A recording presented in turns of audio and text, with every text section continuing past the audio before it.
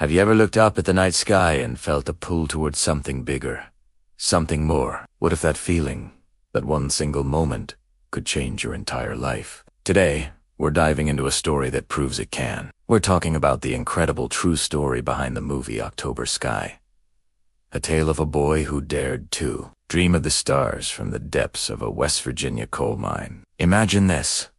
It's October 1957.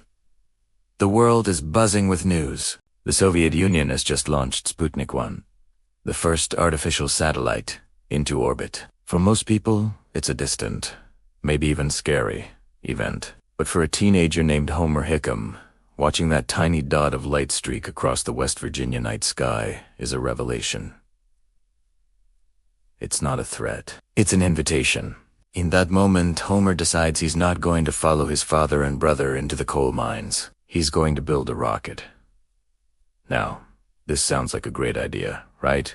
A kid inspired by science, ready to reach for the stars. But in Colwood, West Virginia, this wasn't just an unusual dream. It was practically an act of rebellion. Colwood was a company town.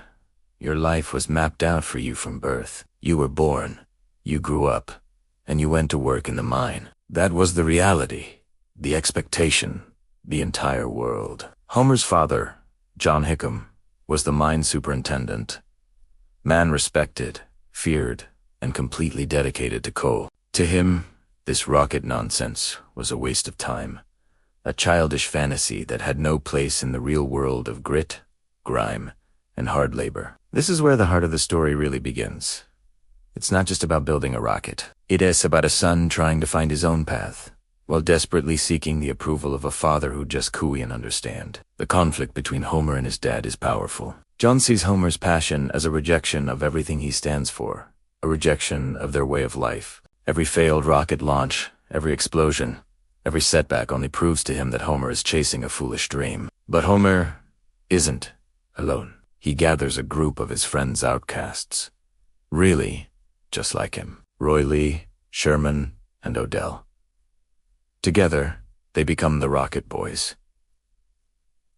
They don't have fancy equipment or advanced knowledge. They have to teach themselves everything. They scavenge for materials, learn trigonometry and calculus, not because they have to for school, but because they need it to make their rockets fly higher and straighter. They face ridicule from classmates, skepticism from the townspeople, and constant opposition from Homer's own father. Their journey is a brilliant mess of trial and error. Their first attempts are, frankly, hilarious. Disasters. One rocket blows up his mom's picket fence. Another one shoots off wildly and almost takes out a group of miners. They get into trouble with the law. They're constantly broke, trying to figure out how to pay for nozzles and fuel. But with every failure, they learn something new. They don't give up. What I love about this part of the movie is the raw depiction of the scientific process. It's not about a single eureka moment. It's about persistence. It's about getting your hands dirty, doing the math, testing, failing, and testing again. They find an unlikely mentor in their science teacher, Miss Riley. She sees their potential when no one else does. She gives them a book on rocket design and tells them, don't blow yourselves up. More importantly, she encourages them to enter the National Science Fair. Suddenly, their hobby has a purpose, a real goal. Winning the science fair could mean scholarships, a ticket out of Colwood, a future beyond the mines. The stakes get higher and higher. They set up a launch site miles out of town, which Taname Cape Colwood. The whole town, initially so skeptical, slowly starts to show up for their launches. These rocket launches become a community event, a source of hope and entertainment in a town defined by darkness and dust. People start to see that these boys aren't just messing around, they're creating something extraordinary. But the real world keeps interfering. There's a tragic accident in the mine, which puts even more pressure on Homer to give up his dream and follow in his father's footsteps. For a while, he does. He quits the Rocket Boys and goes to work in the mine to help his family. This part of the film is heartbreaking. You see Homer, his face covered in cold dust, his spirit seemingly crushed, descending into the very life he was trying to escape. You feel the weight of his father's world on his shoulders. Is this it? Is the dream over? But inspiration comes from the most unexpected place. While recovering from an eye injury, his father, John, shows a flicker of understanding. Homer realizes that giving up on his dream is not what anyone truly wants. With his father's quiet, unspoken permission, he goes back to his rockets. The climax of the story is the National Science Fair. The Rocket Boys have poured everything they have into this. They've faced every obstacle imaginable, but just when they arrive, they discover someone has stolen their prized rocket nozzle and equipment. It feels like the final, cruel blow. All their hard work, gone. Back in Coalwood, when the news reaches the town, something amazing happens. Homer's father, John, finally steps up. He understands, at last, how much this means to his son. Despite being in the middle of a tense union strike at the mine, he gets one of his best machinists to work through the night to build a perfect replacement part from Homer's drawings. This is the turning point.